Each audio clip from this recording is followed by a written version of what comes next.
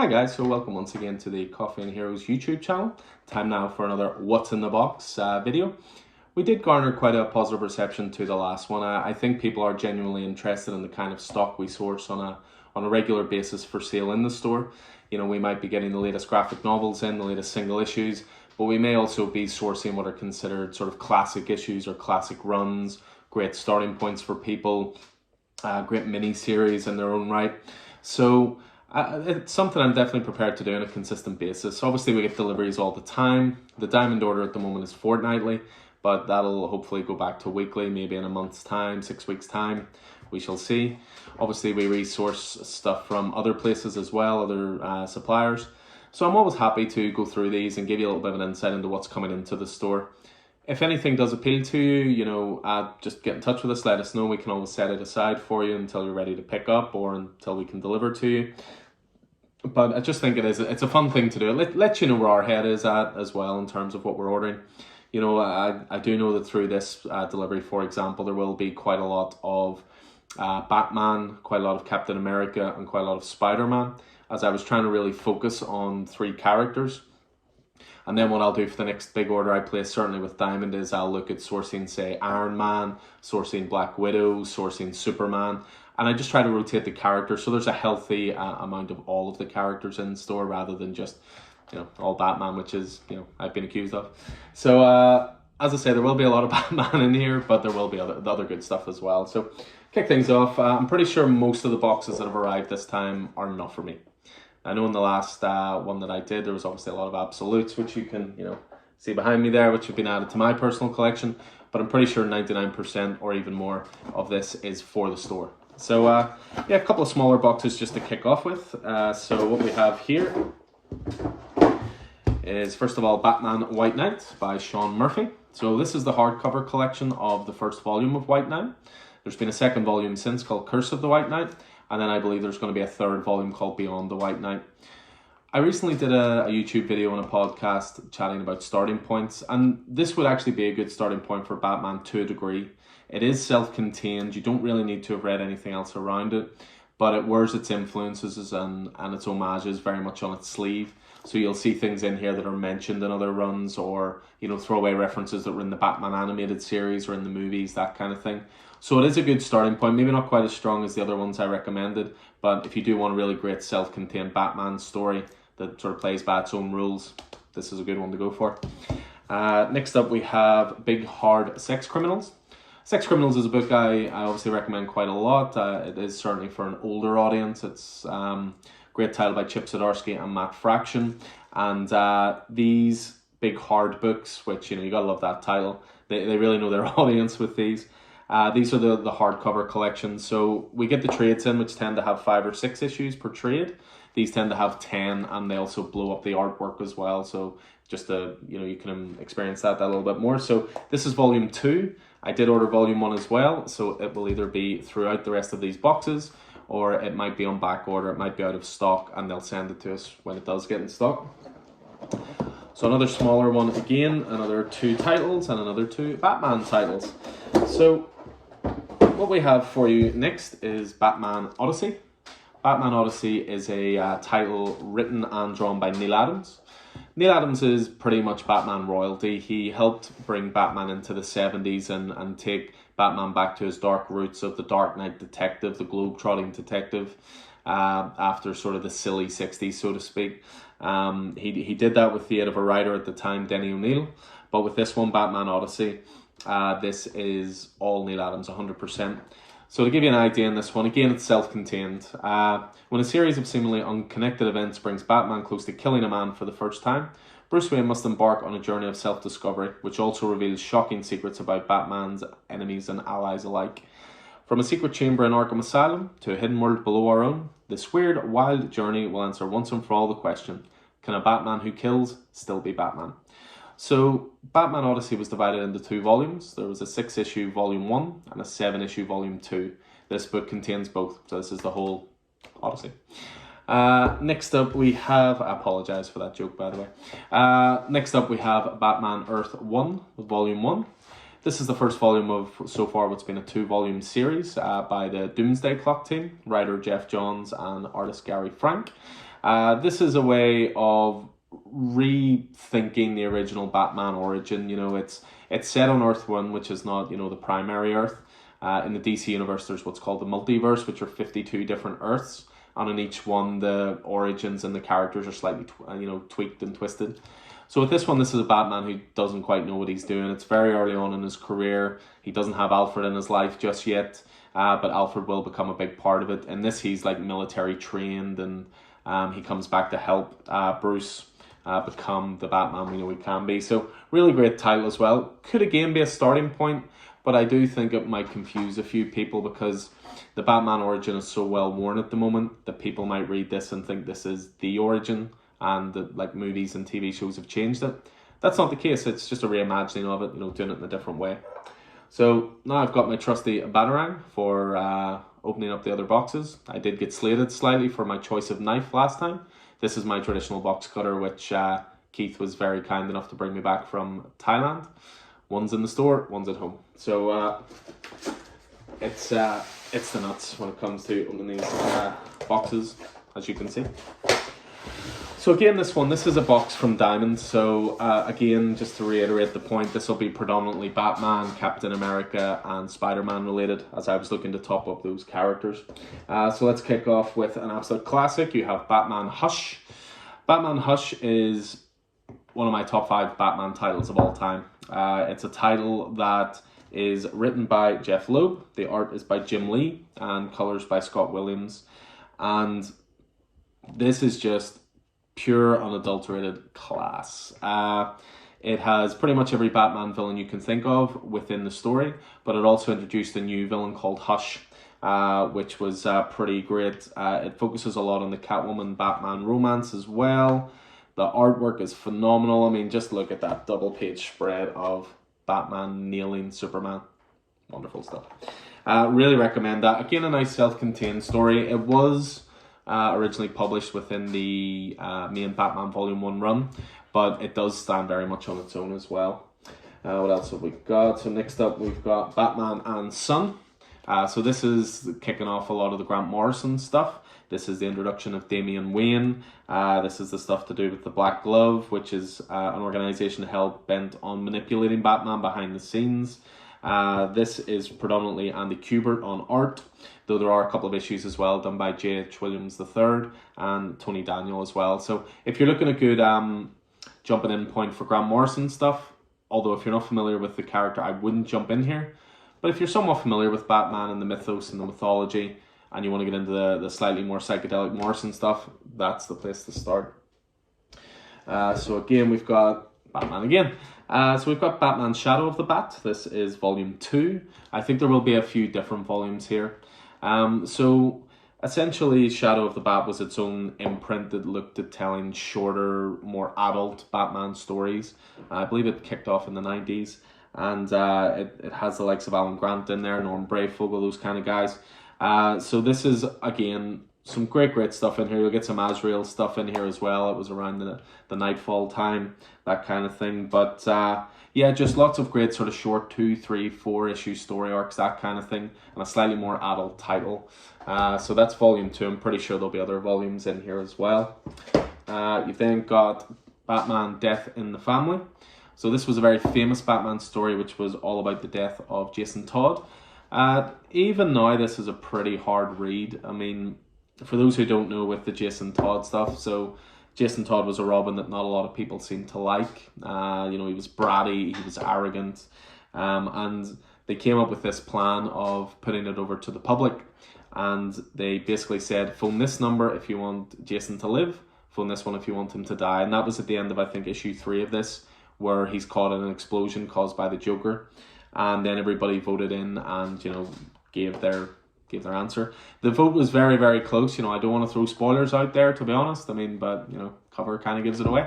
But yeah, really good title. It is slightly more old-fashioned, but it still contains a lot of power. So it does. I really like that story, I have to say. So that was Batman Death in the Family. Okay, so we've got a couple of volumes now of Captain America. So Marvel do these great things called epic collections, and what they do is they essentially reprint long runs possibly storylines, possibly creator runs. It can change all the time, but these are always like seen as the best stories for those characters. So we tend to order quite a lot of these epic collections in. They're nice and thick, plenty to sink your teeth into. This one covers the period of time from 1995 to 1996, and pardon me. So Captain America, thought dead by the nation he loves, returns to the land of the living with a vengeance, but his unlikely savior is one of his deadliest enemies. Reunited with long-lost love Sharon Carter, Steve Rogers must face a foe he hoped he'd never see again. But Cap's return is good news for the Avengers, with Thor powerless, Iron Man a teenager, and the Zodiac attacking. They need him now more than ever. So that's the first one. So that is predominantly written by Mark Waid and art by Ron Garney. You then have another epic collection here, which is called Blood and Glory. This focuses on 1992. There's also a little bit of Punisher, Captain America love in here as well. So again, this is a great way of going back to some of those older issues and seeing good full runs. So that one's Blood and Glory. We've got another one which is going back proper old school. This was volume 3 of their epic collection, and this covers 1969 to 1971. So this is very much, the Stan Lee era. Covers Captain America 120 to 138. So this is, proper old school Cap stuff. You've got Falcon on the front there, and then you'll have a lot of stuff with Bucky in there as well. So again, these are great points to start with. As I say, Stan Lee writing in this one. Then you've got Gene Colan and a little bit of John Romita stuff in there as well. What else have we got? So we're back to The Dark Knight, Batman R.I.P., very famous Grant Morrison story. I would read Batman and Son before this, certainly sequentially, that's how they're lined up. But this was a story that all led to Bruce Wayne disappearing as Batman, and then Dick Grayson actually takes over the cowl. Really great dark stuff, one of my favourite runs. Tony Daniel on artwork for that as well, so it looks suitably epic. We've got another Captain America epic collection. So this one is called The Superior Stratagem. This is covering sort of early 90s as well. So again, some good old school stuff there. We're trying to get as many of these volumes in as possible. So that one is volume 17. Then we've got, I wanted to get a few different titles in as well. We like to try and organise titles for all ages as much as possible. We want to encourage younger readers to get into these characters as well. So I ordered in a few volumes of the Batman Adventures. So this is based predominantly on the animated show. It basically tells new tales within that animated universe. And although it's suitable for younger readers, older readers will get good stuff out of this as well, because it'll have plenty of villains in it, good storytelling. It's written pretty much by the team who, helped launch the TV show as well. So there'll be a few volumes of that through here. So that was volume 1. Right on cue, we have volume 2 as well. Right below that, we have volume 3 as well. So again, those are great all ages ones, I have to say. The likes of Bruce Timm, Paul Dini working on those ones as well. So also what we have is a little bit of Friendly Neighborhood Spider-Man. We're starting to get into the Spidey stuff. Friendly Neighborhood Spider-Man is one of my favourite titles of the last few years. This is definitive Spider-Man stuff. This is, again, I would say pretty all ages. But this was when Tom Taylor took over the title. Juan Cabal predominantly doing art. But there's 2 volumes of that available so far, and both have been ordered in. If you like Spidey stuff, and this is only a small run, I think it's going to be 3 trades in total, you cannot go wrong with this. Thoroughly brilliant writing, heartfelt, exciting, and it contains issue 6, which introduces Spider Bite, which, if you want to hear some grown men cry on a podcast, search out our review of that on the podcast network, as 3 grown men can barely talk through the issue. A few more volumes of the Shadow of the Bat stuff. So that's the very first volume there. That introduces the likes of Victor Saz, focuses on Arkham. Again, Alan Grant on writing duties, and then Tim Sale and the aforementioned Norm Brayfogle doing art on that. You also have Shadow of the Bat volume 3. So again, Alan Grant is the through line through this. And again, it's all quintessential 90s Batman. So if you like that era, the Jean-Paul Valley stuff, the Azrael stuff, slightly darker, bleaker Batman, there's some good stuff in there. So that's the first 3 volumes we've come across so far. Batman Year 1, go listen to Batman Starting Points or watch Batman Starting Points on YouTube, and you'll see my breakdown of that. Again, just have to make sure it's on the shelves at all times. What else have we got here? We have also Captain America, another epic collection. This one's volume 12. This deals with the mid-80s. So what we've got here is Captain America 302 to 317, plus some issues from Marvel Fanfare as well. Nice little Indiana Jones reference for this straight away. Snakes. Why did it have to be snakes? Yeah, so predominantly deals with Sidewinder. It looks at Cap when he was he had Nomad as his partner. Hawkeye wielding Cap's shield. Beyonder takes his face. Steve Rogers dons the red, white, and blue of Captain Britain. So some really cool sounding stuff in there. That one's called Society of Serpents. Then we've got another couple of Bat titles, if I can just pull them out. So what we have is, again, Shadow of the Bat. So it's the first 4 volumes of that I got in. So if someone wants to really sink their teeth into that, first 4 volumes are in the store. And then the last one in this box is Batman Incorporated. So again, Batman Incorporated will come out of the Grant Morrison stuff. Batman Incorporated is, once Bruce Wayne returns to the role, he essentially admits to the world that while he is not Batman, he has been bankrolling him for years. And he tries to set up a worldwide network of Batman, or Batman, and calls it Batman Incorporated, where he will provide the tools, the finance, the training for people to become Batman in different countries. So yeah, the war on crime is about to go global. Great stuff in there. Really interesting take on the Batman mythos that hadn't really been done before, but that pretty much applies to anything Grant Morrison does, to be honest. All right, so we've got another box just here. Trusty Batarang to the fore.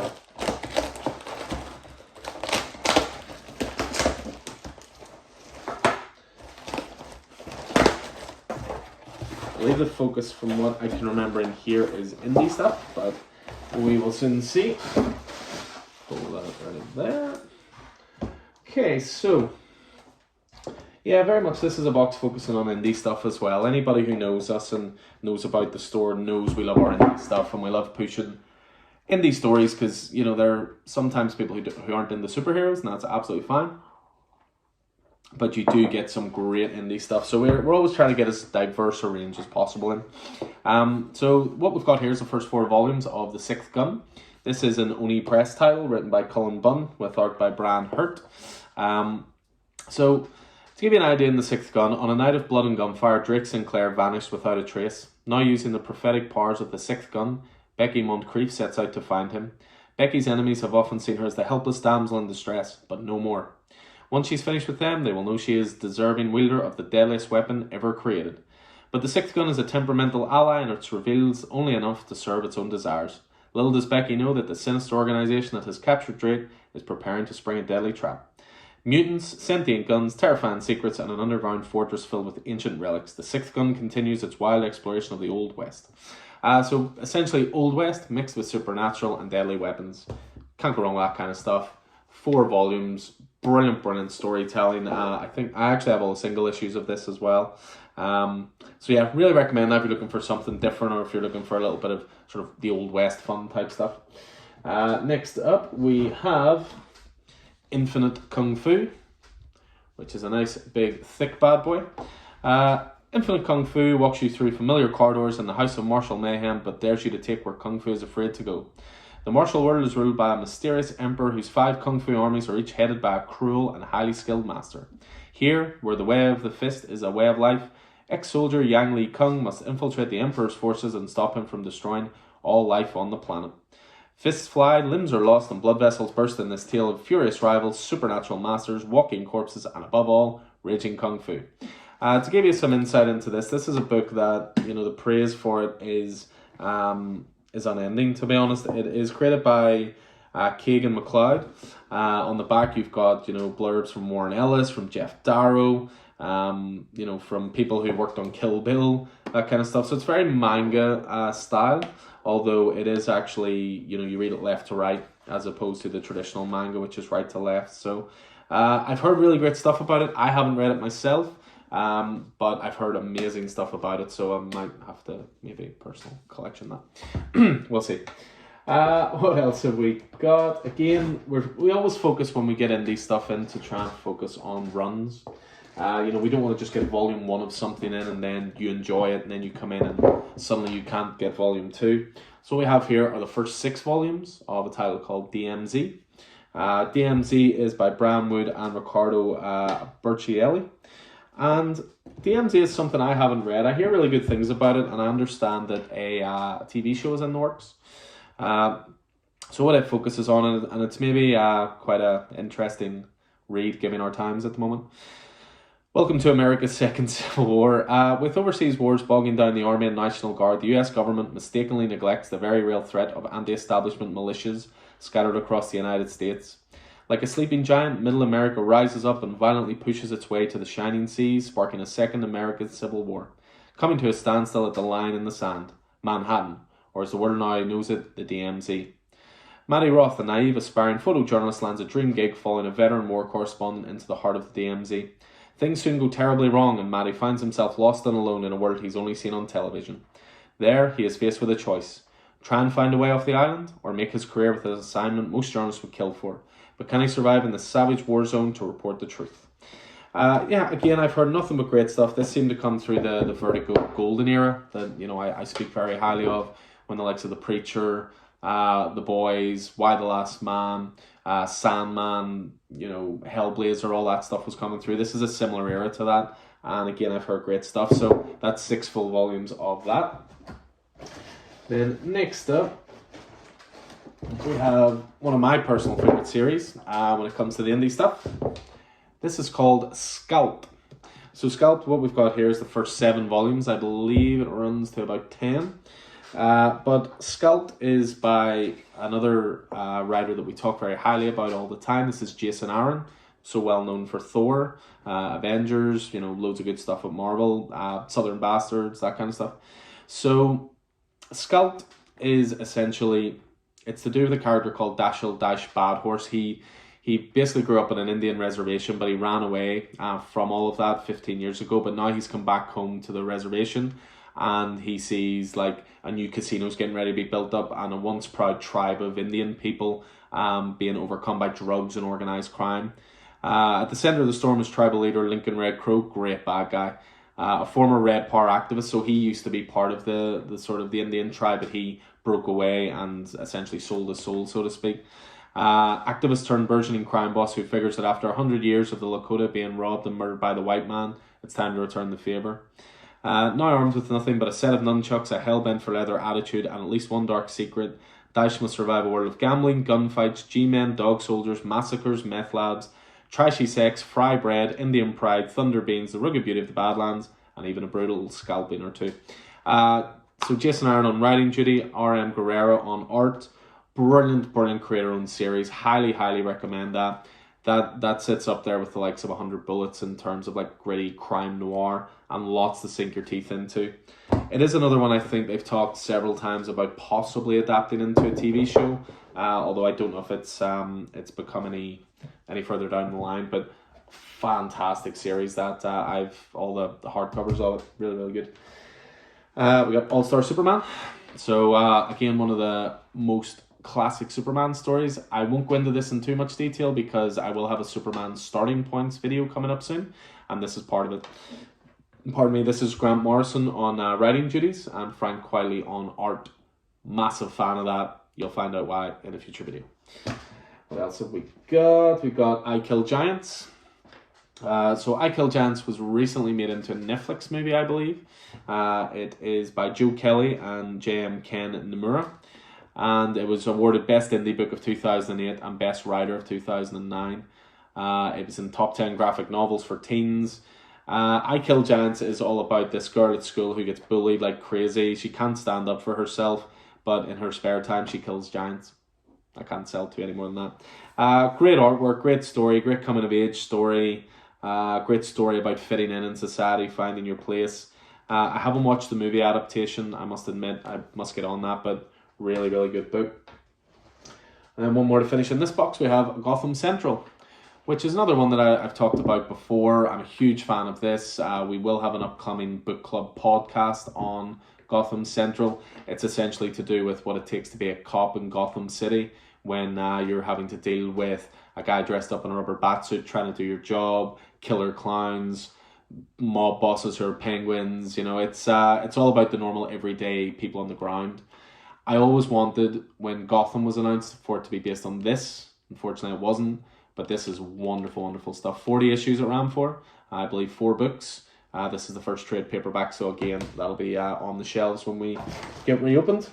Slightly more realistic take on, you know, the whole Batman mythos. So one more box for us here. Let's open this bad boy.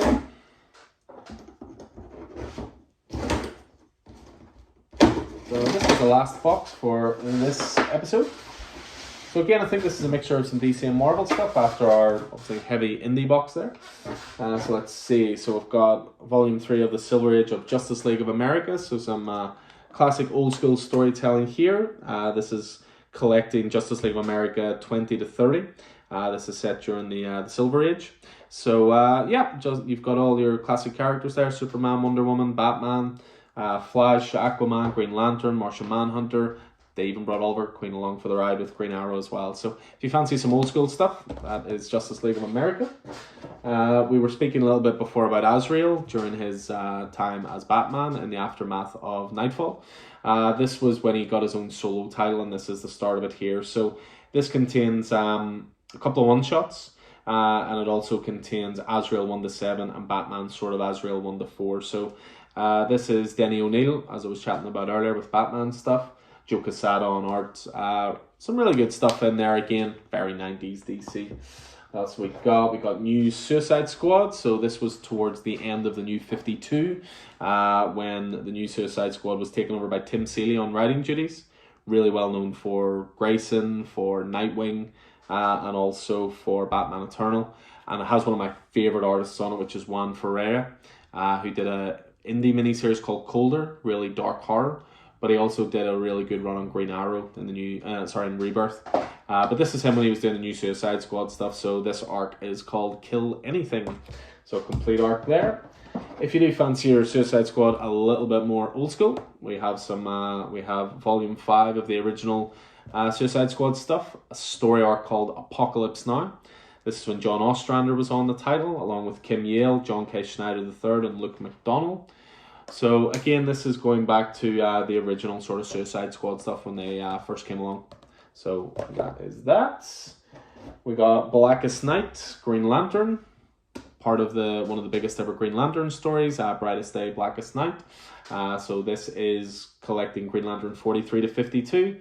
Jeff Johns on writing, Doug Mahank on art. Really can't go wrong if you're a Green Lantern fan with that entire story arc, to be honest. So we got a little bit of Catwoman. So we've got quite a few of these Catwoman volumes in store. The ones they'll have different color at the top where it says Catwoman and then the black spine. They all fit together really nicely. Sometimes spines can be annoying to us OCD collectors because there'll be different colors or different fonts. They're actually very, very good with this. But this is going back to the Catwoman run. And this is written by Will Pfeiffer, who was pretty well known for Teen Titans at the time. Then you've got art by Pete Woods and David Lopez. So there's some great Catwoman stories along this run. Great covers as well. Yeah, it was a really, really good run on Catwoman as it made her own individual character rather than her just being a sidekick to Batman all the time. So what else? We've got a few more just to go. We've got Wonder Woman by George Perez. This is volume 2. This is very much when Wonder Woman was being one of DC's mainline titles again. George Perez really reinvigorated Wonder Woman, taking over the writing duties and doing art duties along the way as well. I think Wonder Woman as a character was slightly lost for a while before this. They didn't quite know what to do with her. They moved her all around in terms of her character. But this is very classic Wonder Woman, you know, very hopeful, very bright, very colourful, great art, great mythology. So that's volume 2 of that. When we've got Final Crisis is the next one. This is the from the DC Comics graphic novel collection. Final Crisis is one of my absolute favourite storylines. So it is. This is when Grant Morrison was firing on all cylinders. It's the kind of title that, it might sound a bit of a weird recommendation in a way, but it's the kind of title that you'll probably not fully get the first time you read it. It sort of provides great value, because you will read this story 2, 3, 4 times, and more of the story will drop into place. This is a story that leads to the disappearance of Bruce Wayne along with R.I.P. They're sort of written in conjunction with each other. Wonderful artwork the whole way through it, and I'm a big fan. You know, I have actually, there's it was 7 issues, the main series, and I have the variant covers of them, and each one was a profile shot of a different character, and they're all framed and upstairs. This is actually really good value as well, because it has those 7 issues, but it also has Final Crisis Superman Beyond, Final Crisis Submit #1, Final Crisis Secret Files #1, Final Crisis Requiem #1 as well. So very comprehensive version of Final Crisis there. We also have Supergirl. So this is volume 1, when Peter David took over the character. Made Supergirl kind of cool, as you can tell by the skateboard. Gary Frank on art as well, who of course will go on to Doomsday Clock and Batman Earth 1, those kind of things. So this is a really good reintroduction to the character as well. If you're looking at a good Supergirl run, this is one of the best to get into, so it is.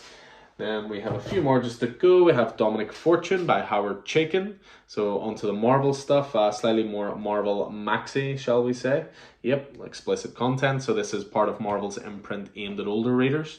So yeah, not something I have an awful lot of knowledge about, but yeah, I'll have a look at that myself. Then we have a little bit of X-Force by Cy Spurrier. So this is volume 1, going back a little bit before obviously the more recent reintroduction of X-Force in the Hickman universe, so to speak. We have a little bit of Khazar as well. So again, this is volume 1. Not a character I'm overly familiar with, but the creative team on this is superb. You've got Mark Waid on writing and Andy Kubert on art. So I think that might actually be a lot of fun. So Khazar has ended up in the jungles of, has left the jungles of the Savage Lands and the concrete jungle of New York City. Concrete jungle just makes me think of Predator too. We have Thunderbolts, storyline called Widowmaker. This is again another great team on this, because you've got Andy Diggle and Rick Remender on writing duties. Andy Diggle did The Losers. Rick Remender, as anyone who knows me knows I'm a fan, Deadly Class. And then you've got Miguel Sepulveda and Mahmoud Asrar on art as well. So really, really good creative team on that as well. So that is Thunderbolts. And one last to finish, we have Superman. So this is volume 2 called Return to Glory. This was just towards the end of the new 52, I believe. Yep, collect Superman 45 to 52 and Superman Annual 3 as well. So if you like your soup stuff, this is a really good starting point. Superman run was pretty good in New 52. It started a bit sloppy. It wasn't. It seemed to be a lot of different creators, had a lot of different opinions. I know George Perez was brought in to do it, who I chatted about with Wonder Woman, and he was slightly curtailed with what he wanted to do. But it eventually found its footing and actually became quite a good run. So yeah, that is our latest out of the box. All those titles will be going on the shelves of Coffee and Heroes, apart from maybe Infinite Kung Fu, that might be going into my collection. But yeah, we'll have those all priced up, all ready for sale when we reopen, which will hopefully not be too far away. But in the meantime, if there are any that appeal to you, just let us know. We can always set them aside for you. But hope you guys enjoyed this video, and hope you like and subscribe to the channel, spread the word, and just stay safe out there. Thanks guys, take it easy.